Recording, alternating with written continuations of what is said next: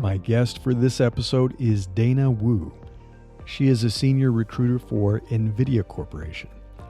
Over the course of 13 years, she has worked at early stage startups, being the sole recruiter, handling everything from sourcing candidates, setting up recruiting processes, negotiating and closing offers, and working as a member of a global recruiting team at large public corporations. I had the pleasure working with Dayna while I was at Yahoo.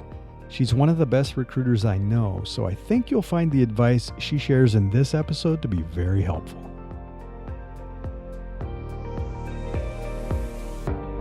This is Invincible Career, and I'm Larry Cornett. Welcome to the show, Dayna. Hello. Super excited Good to have you here. Yes, thanks for having me. It's nice to see you here versus in Slack and Facebook and all the other places that we bump into each other. I feel like that's all I have time for is to pop in and... pop in and say hi. Yeah, exactly. So let's start with a little bit about who you are and what you're doing right now. Yes, I'm currently a senior recruiter over at NVIDIA, contracting. I've been a recruiter in the Bay Area for about 13 years now and have worked at a couple of startups, a couple of big-sized companies, and took some time off when I had my kids. And so that's kind of what I'm working on right now. And at the moment, I help support Ian Buck. I help support the enterprise and data center group. I've just picked up the Mellanax group, and I'm also supporting the AGX software group. They do the Drive AI software for autonomous vehicles. Excuse me. So that's what I'm working on. That's cool. Autonomous vehicles. Wow. Yeah, you've done some cool stuff, like some AI companies, autonomous vehicles. Pretty neat. Robotics. Working with Peterbilt. That was really amazing. Bootstrap, very stealth stage startup in Berkeley.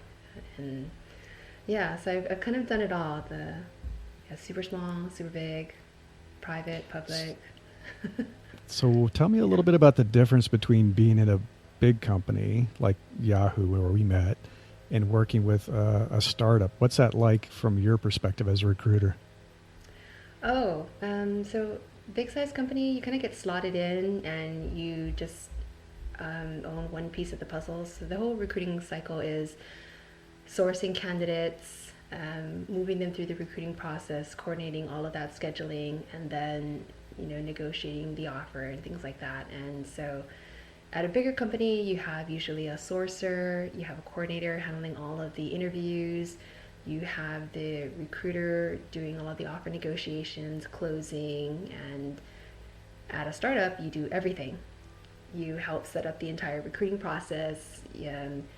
You hold debriefs. You tell them, what everybody's focus areas are. I do all the sourcing. I do all the job descriptions. I do everything from start to finish. Wow, that's a lot of work. And you handle a lot more recs. So at Yahoo, Intel, NVIDIA, you can handle anywhere from 20 to sometimes even 60 recs. And at a startup, you could handle maybe 8 to, at the top end, maybe 20 or so recs, the very, very top end.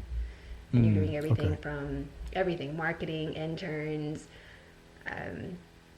UX, engineering, of course, human resources, and bigger company, you're just doing one piece of the puzzle. So you've been doing, I know that when we were working together, you're doing a lot of UX recruiting, and now I see you doing a lot of kind of engineering leadership and some product. What are the differences between the different types of professions, like the differences you're seeing with engineers versus product versus UX in terms of that experience? Starting off in UX was really fun. You got to see everybody's portfolios. They love talking about their work. I called them peacocks because they were very flashy. Yes, they are. Just very peacocky. And so it was just all the bright glittering gold feathers and everything and showing off their work. It was really a lot of fun. Engineers are, they're really difficult. I really have to pull them to get them to talk about themselves. And I'm not an engineer, so it's really difficult when they start talking about the boot system and and the Linux OS, and I'm like, yes, okay, I got that yet. I don't know what you're talking about though, but I have to, so I just make sure that they're able to talk intelligently about the kinds of products that they built, what they shipped, what was the process, and things like that. And so it's a little bit more, of a grind to talk to those people, and they're always in such high demand, so they get a little bit more flamboyant when it comes to offer time because they usually have other offers. Oh, interesting. They're talking to Amazon, Google, Facebook, of course. all the good ones are. And then here we are. Product product people are a lot of fun. I've been handling those fairly recently, and it's great because they have to be able to talk to customers, so they have to have really strong communication skills. They have to be able to multitask, and so I'm learning more about those roles. And the NVIDIA likes those to be a little bit more technical, and so I get to kind of talk to them like a normal person, so to speak. And then let's see here, what else? Did I miss a role there? Yeah, no, I think you covered it. I mean, I think, I've kind of seen that managing teams like that because I've managed designers and product and engineering. And yeah, I think you captured the personalities pretty well. Data science and analytical people start going, and they like to show charts, and they like to show off their analytical prowess on me, and I'm like, okay. So, but engineers they're really fun. They're just they're quite a challenge to talk to, for sure. So the thing that I've seen, and for everybody listening, it's totally anonymous, totally confidential. Dayna never shares any specifics, but you have some pretty funny stories. Oh my gosh! And I think this is actually really useful because I think you've seen, I call it the good, the bad, and the ugly, which is kind of the full experience of good experiences, bad experiences. People are doing the right things, doing the wrong things. Oh gosh! What are the do's and don'ts that you've observed over the years? Well, the do's and don'ts. I mean, I like the people who really prepare. I'll start off with the good. I like the people who really prepare for an interview, so you can really tell when they talk to me. So I really liked when I worked at a startup because I got to talk to the candidates at the beginning, find out, what are you looking for? Why this company? Why this role? Are you interviewing around? So I got to really establish a relationship with them. At the bigger companies, I don't really do that until the very end because there's just so much volume. But I really liked when candidates were prepared. You could just tell I researched your company, I downloaded your app, I've tried it out, I caught a couple of bugs, or I've been following your blog posts, and I'm a regular contributor on open source and things like that. You can just really tell, and they have very intelligent questions to ask you. They send thank you notes and things like that after the interview, and they research the interview panel. They ask for focus areas. Sometimes I try to share those beforehand, but if I can't, that just goes a really, really long way. The enthusiasm, the energy during the interview. So that's always really, really good, and it really stands out. And especially for a startup, that could really make or break you because they just need to hire maybe one, maybe two people. Whereas the bigger company, they need 17 or 24 of them, or so to speak. Right. And so the person who's really going above and beyond rather than the person who's being a prima donna or doesn't really show any interest, they're leaning back in their chair or things like that, then they're going to go with, the creme de la creme person. And so, sure, yeah. Other do's I can think about, let's see here, during the interviews, being humble, being professional, and sometimes some interviews purposely go super casual just to see how much you cut loose and what that looks like. And I've seen candidates kind of fall into that trap where I think you mentioned in your article, they start cursing, a little too comfortable. They start sharing inappropriate stories, and you just always want to make sure that it's an interview, keep it professional and things like that. And so but I like candidates who are always keeping it professional and keeping it really solid. I have, let's see here, at the very end of the process, I have so many bad, but I know you have so many stories. I've had candidates, when it comes to discussing the offer, I know this is always the most uncomfortable part of the process because usually the recruiter has, they have all the cards. Bigger companies can do all of the research, and so they kind of know. And your candidates are always kind of in the what is it called, the back end of the foot. And so I understand what that's like. We've all interviewed before, and so I try to make people feel comfortable. But I like it when I can have a dialogue. Hey, this is where I'm at, and I'm interviewing with XYZ company. I really need something at this. I'm really looking for this because of this, and blah, blah, blah, blah, blah. If you can make something like this, just having a dialogue. Okay, great. So I know what to go and look for and what your goals are. If you're totally like a clam, and that's fine too. I can go back and, hey, well, this is what we're able to make work. We've discussed it with our compensation team, our HR business partners, the internal hiring team, and this is where we can make it work. And you're still telling me that it's not good enough, but not giving me anything. I can't really go anywhere from that. I can't really help you. I can't, do anything. And I've had candidates that just do that, and I want to help. I want to make it happen. I want to meet or exceed your expectations. But if you're not willing to, again, share and trust me to use that information for your benefit, then it becomes quite a drag. And so, but the bad, I've had the in-person interviews have been funny because you really get to see a lot when people come face to face with you, and it's really different through this whole video kind of conference. Like, I've had lunch candidates where people ask for bacon and eggs, and it's I love bacon and eggs. I can't get that for you during lunch. I've had people who have asked me when we discussed an offer, what kind of transportation can I add into the offer package? Like, essentially, what kind of car, because they need to get to and from work. I've had people literally tell me that. Wow. I've had people call themselves Rolex watches. And what would I offer this Rolex watch? Wow. I've had people they call themselves a Rolex watch. Yes. He said, well, when you look at me, you don't just go into a Nordstrom and say, how much is that Rolex watch? You know that Rolex watch is going to be expensive. And so you tell me, how much would you offer for this Rolex watch? And I should win Emmy Awards for the look on my face, because I'll literally be sitting across from them saying, you're right. Yes, exactly. Let me go and see what I can do with the team, and I'll be right back with you. Wow. I've had, let's see here. What else have I've definitely the candidates who call the company the wrong name. So you can tell, again, they're just not really prepared. Seriously? Yes. I worked at a company called Bloom Reach, and that was a lot of fun because everybody said, yes, great. What do you like about the company? And, I love what Bloomberg's doing. I've been following them along, and I was really excited. I really want to work at Bloomberg, and I'm like, that's great, but this is, it's Bloom Reach. So I've had people cut me off as I'm talking to them and saying, oh, hi, so-and-so. My name's not so-and-so, it's this.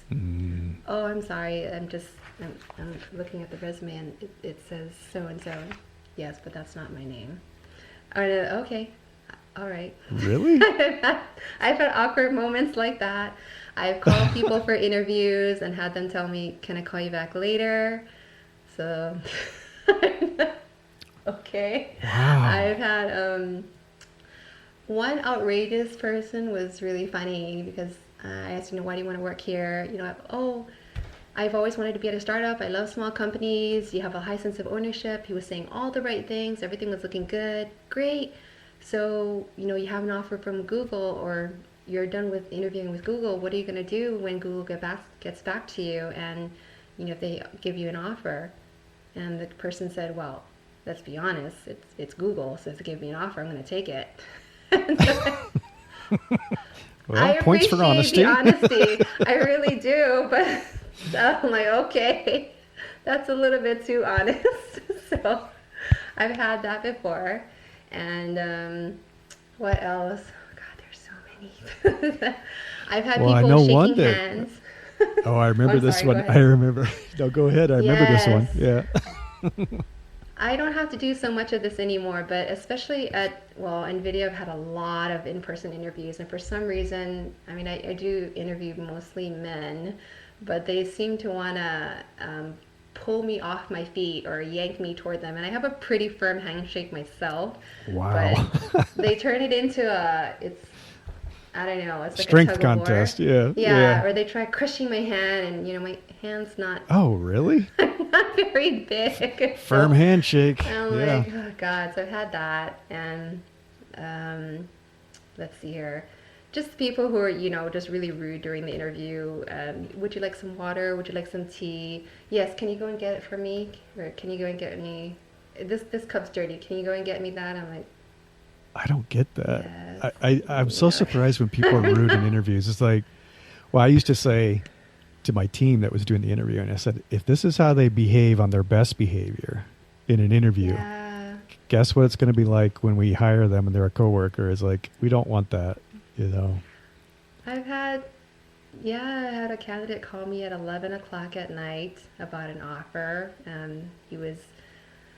I forgot what he was looking for, but he was, he was asking for more, and I literally woke up in bed, and I'm sitting there in the dark, and I'm talking to him, and he said, because I had to go on vacation the next day, and I said, you need to talk with the CFO tomorrow, and you need to talk to him about, those equity questions, and he'll be able to answer you. And I forgot what he had mentioned.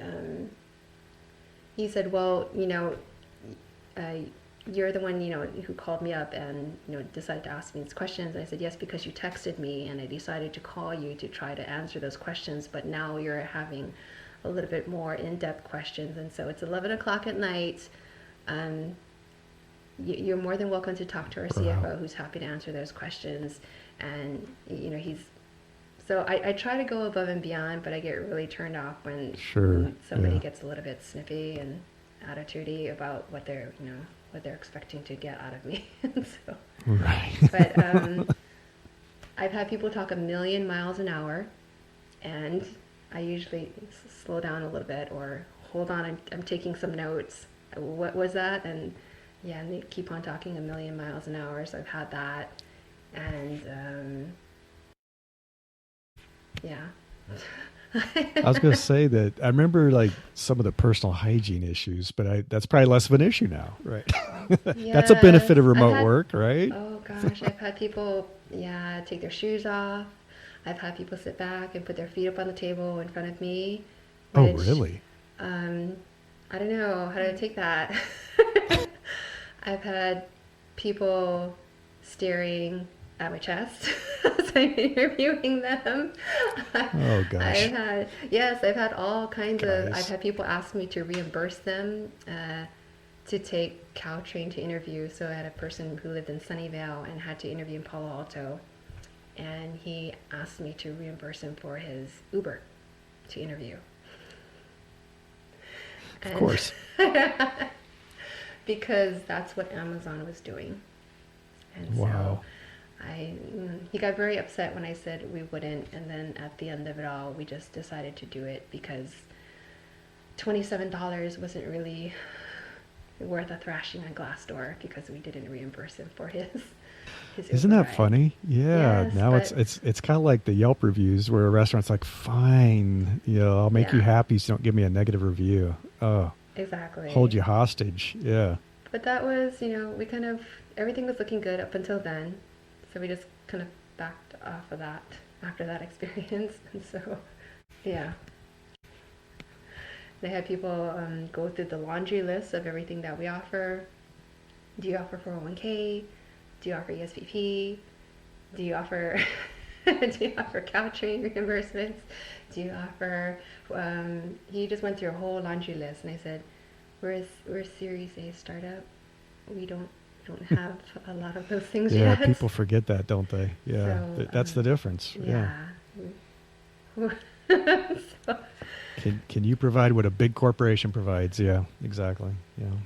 yeah, That's kind of silly. Oh, and people, especially at startups, they're looking for 2% equity, 3% equity, and when I said that's really not what we're Like founder offering. equity. That's usually what we're offering our senior, our executives. And he's like, well, you only have 50 people there. I've had people Yeah. do that, and yeah, People should do their homework. Yeah, startups are a little different. it's very, very different. Yes. So from the management perspective, because I know I've worked closely with recruiters like yourself and a few others that I've stayed in touch with over the years, and Oh, there are dream managers and there are nightmare managers in terms of I'm so glad you brought how much that they up. help you with that. Yeah, because that can totally make or break your experience as a recruiter. Yes, I work with some that I literally want to hug because they work with me through the process. They essentially, I'm going grocery shopping for them. That's kind of what I equate it to because I used to work in the kitchen. I And like I that. have to go, you're cooking up something really awesome. You don't have time to go grocery shopping, so I'm going to go do it for you. Now, when you tell me, just go get me great ingredients, I don't know what that means. And a lot of Right. times people, Yeah. they don't want to put in the work. I just want to see great people. And so I need to know, do you need tomatoes? Do you need onions? Do you want me to go get it from Andronico's, Whole Foods or Safeway, or is that good enough? But so I can move as fast as you enable me to. If you want me to start from scratch, it'll take a lot longer and it'll be a lot harder. Closing candidates, I've had a great manager that I've worked with will help source with me and help calibrate. Essentially, we have to get calibrated on what kind of Yeah. profiles that Yeah. you do want to Exactly. see. Hmm. What are some of those required skills? What are some of the soft skills? What do you want me to screen out for and things like that? And then once we identify the candidates, help me prepare these candidates. What are some of the focus areas? Are you going to be covering um, culture fit? Are you going to be covering coding, algorithms, or anything like that, so that I can help the candidate be prepared? Do you want them to do a presentation? What do you want them to cover during that presentation, just so that we're not wasting anybody's time? And then also for the debrief, having everybody get in their feedback in a timely manner. I am great at pushing people, but sometimes the hiring manager is even great when they're saying, hey guys, I need your feedback. And also closing the candidate, delivering the offer and having the hiring manager. Startups are really great because candidates are always, it has a big wow factor when you have the CTO or the, Yeah. VP of this or that calling you up and saying, hey, I really enjoyed the interview. I heard you spoke with Dayna. Like I said, we'd really like to have you join the team. I think you could make a really big impact on this and start working on these projects. It's really like, wow. And so Hmm. you have some managers who don't want to do that, or maybe they're a little bit too shy. And so They won't help close.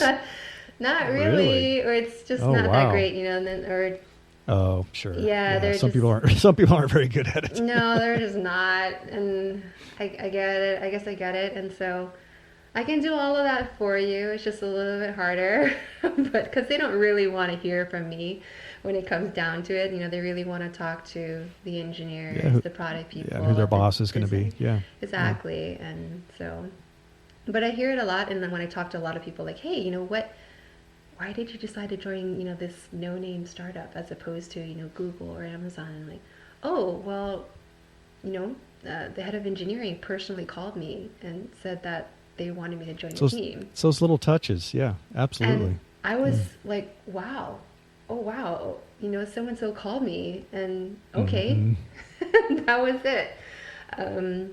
I have hiring managers who take forever at drafting their job description, and when they get it to me, it's only 5 lines. And just like, you have to put a little bit more effort and energy into Yeah. this because, somebody's going to be reading this. It doesn't sell, it doesn't talk anything. There's nothing exciting about your role, about what they're going to be doing. Why should they join, your team, your project? And so, how do I sell your opportunity? Essentially, I have to go back and find people Yeah. and try to convince them to talk to us, leave their company. And so, yeah. And I've Yeah, had it's a hiring sales and managers- marketing piece, right? Yeah, it's totally a sales piece. You got to get it right. And I've had hiring managers who say, when I tell them that, then, why do I need you? If you need me to do all of this, then why do I need you? And I said, well, good luck. You come call me Yeah. You're going to be getting a lot of phone you're calls. 3 months in and you still don't have anybody. So but yeah, I'm here to kind of take care of all of that, surface, the premium candidates to you, not waste your time, and then also not waste the candidate's time, and then hopefully find you Right. somebody. But when you help me help you, we can work really fast together. But if you want me to do everything from the ground up, just it'll take a lot of time and effort and energy. Exactly. And, yeah. Yeah, you said something interesting, which I think I wanted to point this out, but what would you say is the percentage split between active versus passive candidates that you're working with? Oh, it depends on what kind of company. So startups, whew, you go through maybe 40% referrals, or so you try to, but that gets exhausted pretty quickly depending on how big your team is. And then the bigger chunk for passive sourcing, you have to try to find those kinds of people. And then the bigger, when you have a brand behind you, you have a much bigger traction of active people applying that you Yeah, can that's go probably through. true. Yeah. You have maybe 30%. They try to do an even split of 30% referrals, 30% active, 40% kind of passive, but usually for the bigger companies you're having a much bigger traction in the, but that's good. But then most hiring managers, they kind of want to see, they want to go hunting after the people that they really, really want, and usually the people that you really, really want aren't actively applying. Yeah, they're employed. They're happily, gainfully employed. So that takes a lot more work, just convincing them to even want to talk to you and, think about what they're going to be doing and making such a big career and life decision. And so, yeah. Yeah. I remember that. I tell people that this is why I tell people it's like, if you are interested in a career change, start doing that before you leave your previous job, because I am aware of, I don't know if I'll call it a bias, but there's a certain perception that somebody who's actively employed is higher value, right? Yeah. Mm-hmm. Yeah, absolutely. Yeah, they're doing well. They are, they're usually, making quite a good impact, and yeah. So the competition, you don't have to really worry about too much competition because they're not actively looking around. Oh, that's true. Yeah. So that's always really nice. Yeah, that makes that part a little bit easier versus the candidates are like, I have 5 other offers. Yes, and then you're like, oh gosh. Which I know I'm guilty of recommending that, but. Oh yes, I mean, and it's great. Hey, kudos. I'm always like, that's great. And I always have to tell people, hey, if you go to NVIDIA, if you go to Google or Facebook, or if you stay where you're at, you're gonna get a paycheck regardless. But my job is to hopefully give you as much information as I can about the opportunity, the culture. You're gonna be the one doing the job day in and day out, hopefully long term. So, when it comes down to it, I think you should really focus on, is this really what I want to do? Is this going to make me happy? Is this going to challenge me? Is this going to excel my career? And then, but sometimes it's really hard to turn down $1 million offer from Google, and I get that too, but yeah. So what's the one piece of advice you would give to candidates right now? Because the market's a little different right now. There's certainly some challenges with remote work and economic uncertainty, but what advice would you give to candidates who are looking around right now? Resumes and LinkedIn should kind of be closely matched together. So your resume should really read like lots of bullet points, getting straight to the point. I have helped a lot of friends draft and redo their resumes, and if you can't talk to a recruiter who's a friend who's a recruiter, have somebody at least double check your resume, typos, just having another set of eyes to look at it. I talked to a distant cousin of mine, and I was I was pretty blunt because it was a family member and said, I can't understand anything on your resume. I don't understand this jargon. What is this company I've never even heard of? Wow, my eyes are glazing over because I have to read through this chunk of paragraph and I don't know what you've done and I don't know what you've used. I don't know. And she's like, oh, I didn't really realize that. And I said, and this project, I'm sure you're really proud of this, culinary competition that you put together, but it has nothing to do with being an analyst, so we can cut that out. And so, yeah, making sure just to look over your resume, having somebody take a look at it, and not being afraid to get it chopped up. And so, because I know people get very, personal, like, but I really want to have that in there, or I really want to, just in case they see that, like, a hiring manager and a recruiter is going to look at a resume and see, what have you done, and what can you do for me right now? I don't, for an experienced position, they don't want to train a puppy. They want somebody to kind of, I'm sorry, like that. But that's just the analogy. I'm going to write that down. They don't want to train a puppy. I use that analogy so many times when I talk to hiring managers, like, okay, do you want to train a puppy or do you want a well-trained dog? And they're just like, no, I want somebody to. No puppies. No, I don't want any puppies. Yeah. And so I want somebody who can layer over my role at least 50% or more, and I want to see that in the resume. If I don't see that, I'm moving on, and I really need somebody to do that. That's a good point. Yeah. So I try to say, when you apply for a job, try to take a look at what do you have on your resume and what's in the job description, and can you lay that over minimum 50% or so. And right. So don't try to apply for jobs that, oh, that looks really interesting, I think I could do that. It's probably not going to happen unless you know somebody who works at that company or is hiring for that role, can vouch for you, and I tell people that too. Be that advocate or something like that. It's really difficult, but otherwise, yeah. And let's see here. What you can also do is apply to the job. So I have a lot of people who ping me on LinkedIn saying, hey, I'm interested in NVIDIA. Can you tell me if there's anything that is a fit with my resume? And most recruiters will not respond to you because they're focused on only, their requirements. If I have time, I try to respond to everybody. I try to. But I always tell them, take a look at the career site and you tell me what are the top 2 or 3 roles that you're interested in. Apply to them online, and then I can see your resume, and then I can forward them on to hiring managers or other teams internally. Because me having to grab your resume and then put it into the system and then attach it to the rec, it's already like 3 or 4 steps that most recruiters don't want to do. And so tell me what you're interested in, and I can go ahead and take a closer look that way.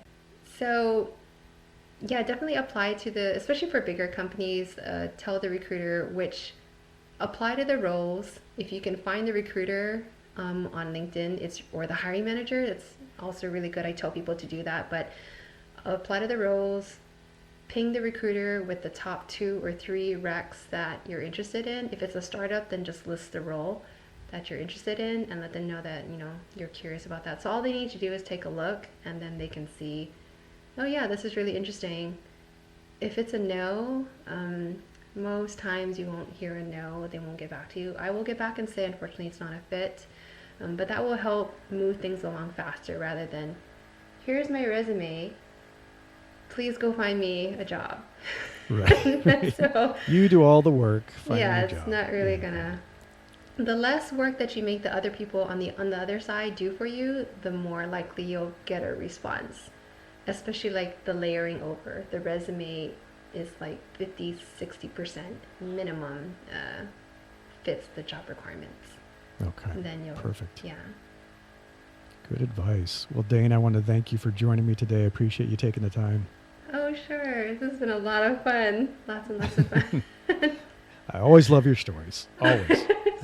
All right. Yeah. And so I don't know if I can think of anything else, but yeah, definitely read all of your Medium articles for sure. You have a lot of good advice there on interviewing, I share it with everybody. I say, hey, check this I out. appreciate that. Once you Thank get your you. resume, yeah, go check out this Medium Archon interview because it's really the truth. And Oh, cool. Thank you. I appreciate that. Well, thanks again. absolutely. Thanks for listening. I hope you enjoyed this episode, and if you would like to follow upcoming releases of the show, please subscribe. And as always, I appreciate your ratings and reviews. Thank you. If you would like to learn more about Invincible Career and the podcast, you can visit invinciblecareer.com. Until next time, I wish you the best of luck in becoming an opportunity magnet for the best things in life.